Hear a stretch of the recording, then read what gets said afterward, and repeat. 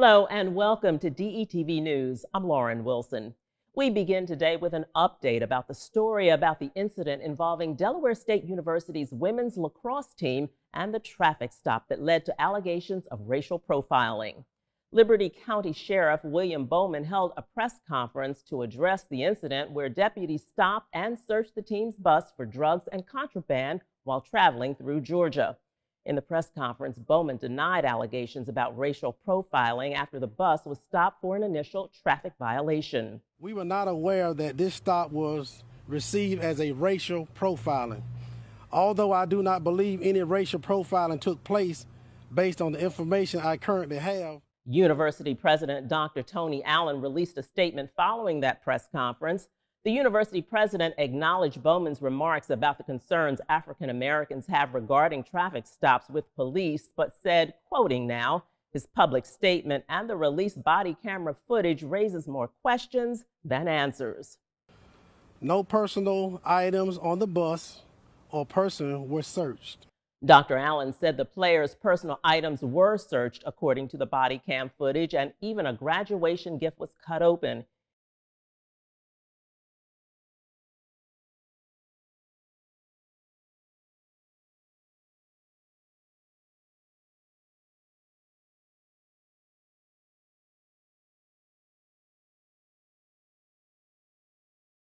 He also says the audio shows the officers were aware the bus was full of schoolgirls. And overnight, it's a team on the bus. Oh, like a football team, women's lacrosse. Women's lacrosse team, I got you. Allen also points out the sheriff's claims they were not expecting to find anything other than marijuana, while the officer who entered the bus said otherwise.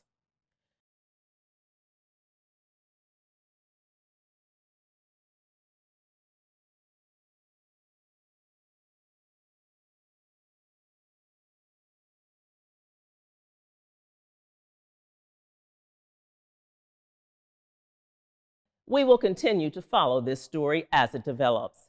In other news, Governor John Carney signed paid family leave legislation.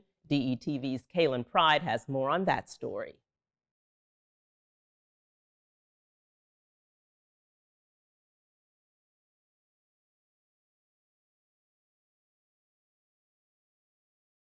This legislation will be a game changer for families and businesses up and down our state. 4 years ago, the state led the way as our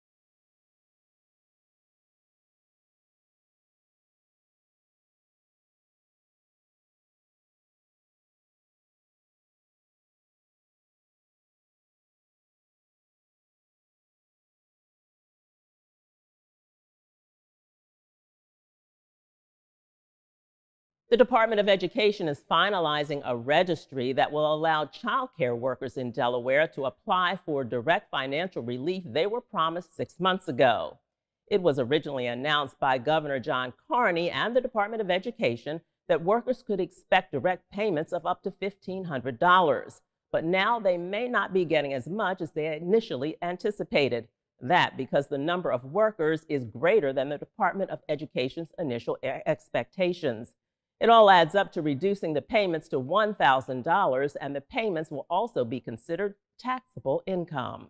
The application process will be ready to launch this month, with the first payments being distributed before the end of the month. In other news, it looks like voter turnout for this year's school board elections went down compared to last year. Election officials say last year voters came to the polls for school board elections in response to issues like masking and the pandemic. This time around, turnout decreased, but the preliminary results are in.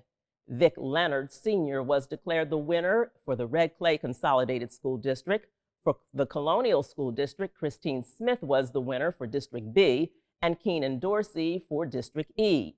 Also in Newcastle County, Nichelle DeWitt was elected to serve on the Appoquinimink School Board.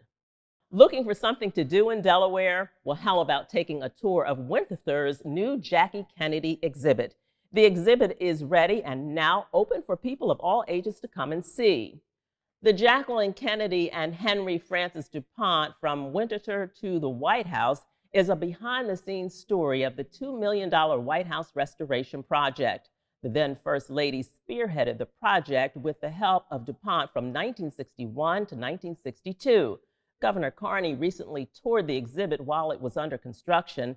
The exhibit will include a guided house tour that follows in the First Lady's footsteps. Reservations to see the exhibit are required. For more information, go to winterthur.org. A local Wilmington High School robotics team is heading their way to the big leagues. Mount Pleasant High School Junior Reserves Officers Training Course are winners of the regional, state, and national competitions, but now they are about to make their way to the World Championships. The team will be traveling to Dallas, Texas to compete in the VEX Robotics World Championships. The team qualified for the World Championships in both the high school and the junior ROTC categories. And it was a day down on the farm for middle school students in the Colonial School District. Sixth graders visited Penn Farm, the only student-run farm in the state of Delaware. The kids did lots of farm-related activities like planting onions, which was a first-time experience for most. Penn Farm is unique because it dates back 200 years and today is among the few farms in the country located in a suburban area. It's adjacent to William Penn High School, where students plant and harvest produce that's actually consumed in the school district's school cafeterias. Well, that's all for DETV News. I'm Lauren Wilson. Be sure to follow us on social media, and we'll see you next time.